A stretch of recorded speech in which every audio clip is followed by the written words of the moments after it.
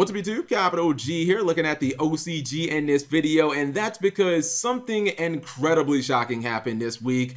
Zoodiacs ended up getting first place at a tournament, and when I saw that, my jaw hit the fucking floor and I was like, what the hell is going on in Japan? Will you guys just let this damn deck go? And if you guys don't know, because maybe you just haven't been keeping up, the recent ban list for the OCG absolutely destroyed Zoodiac. I'm talking about ripped it a new asshole, took the damn deck and cut its head off, ripped its heart out, made the deck just complete ass. I mean, forget talking about like if it was going to win any more tournaments or top any more tournaments. I thought that you were never going to see the deck again, or at least for a very, very long time. Like maybe 3 years down the road when Konami decides to like put Rat back at 3 or something like that. But Konami slaughtered the deck, and yet it is still finding a way to stay somewhat relevant, which is pretty damn insane. Now, I will have to say that this was only a 60-person tournament, which in Japan isn't actually all that small, and it was a team-oriented tournament. There were groups of 3, so there were 20 teams, but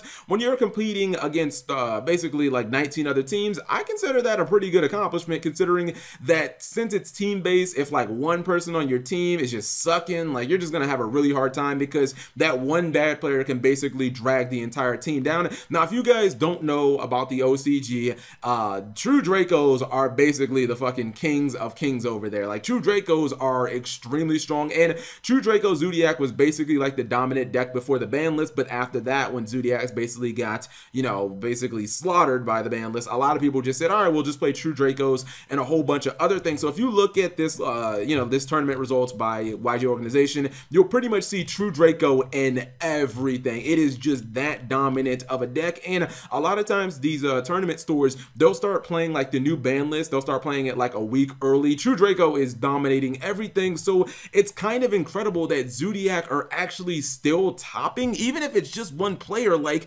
this guy had the balls the size of grapefruits to even take this to an event, knowing that he would have to play against so many other people. Now, the crazy thing about this, and you guys can see, I mean, I wouldn't fucking play Zoodiac under this ban list. You have one Rat Pierre, you have no Drident, and you have no Barrage. Your plays are so limited, it's not even funny. You're basically not going to be exploding off. But if you look at this deck has basically come full circle. You guys know that basically for the last entire calendar year, Zoodiac have been shitting on everything in the OCG that was not, you know, another Zoodiac deck. Even you had the Invoked Wind Witch deck, which was created entirely to be a hard counter to Zoodiac, and even that couldn't take that couldn't even take Zeus down, and that deck was created to beat Zeus.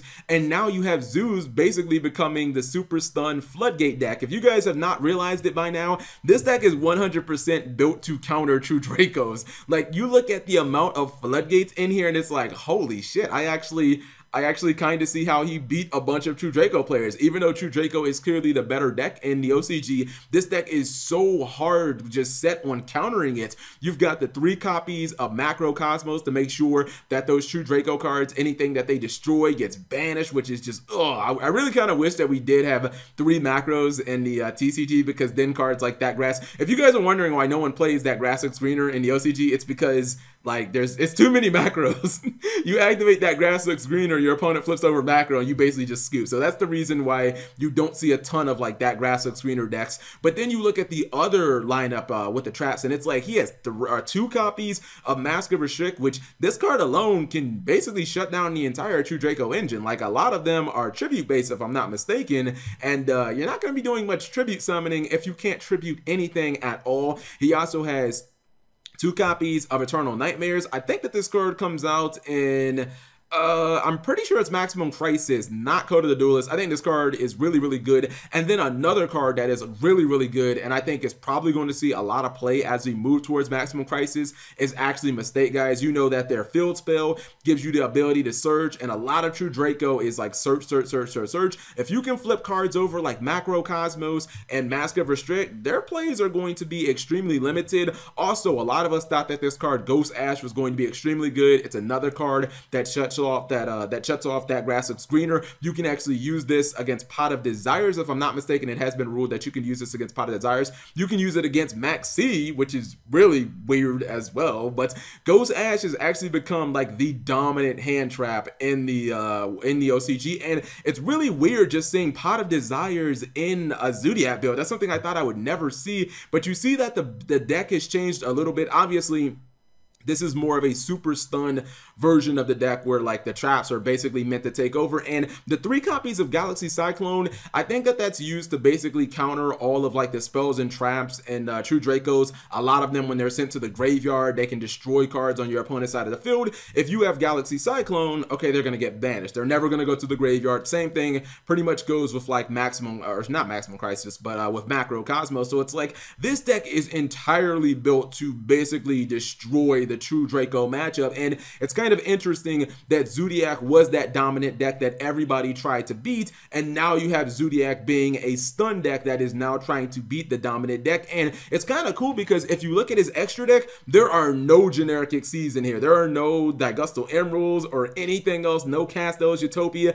Every single thing in this entire extra deck is just nothing but Zoo cards, and you guys are probably looking at the Horn of Heaven and thinking, how does that work? I'm pretty sure that it revolves around this card right here, Zoodiac Leica. I think that she's in Maximum Crisis as well, along with Hammercon, but she can actually detach and she can summon a zoo monster from the graveyard. So if you're activating her effect, and let's say you're just getting back one of your Xyzs, even if it has no materials, if your opponent does try to summon something, okay, you just flip over Horn of Heaven, you use that same card that you just brought back with Leica, and then if your Leica survives, just use her effect next turn, and you've got, you already got yourself loaded up for potentially another Horn of Heaven. Obviously, this deck would be way better if even Drident was like at 1, but it's kind of crazy that zoos actually work as a pure stun deck. Now, this wouldn't perfectly translate to the TCG because we don't have 3 copies of Macro Cosmos. We only have 2, and we obviously don't have the Solemn Judgment, but the rest of the deck, I would imagine, actually works really well. Like, it's kind of crazy to see that you could hypothetically, let's say that Zoodiacs get hit again on our next ban list, which, let's be real, guys, zoos are doing very well in the first weekend of regionals.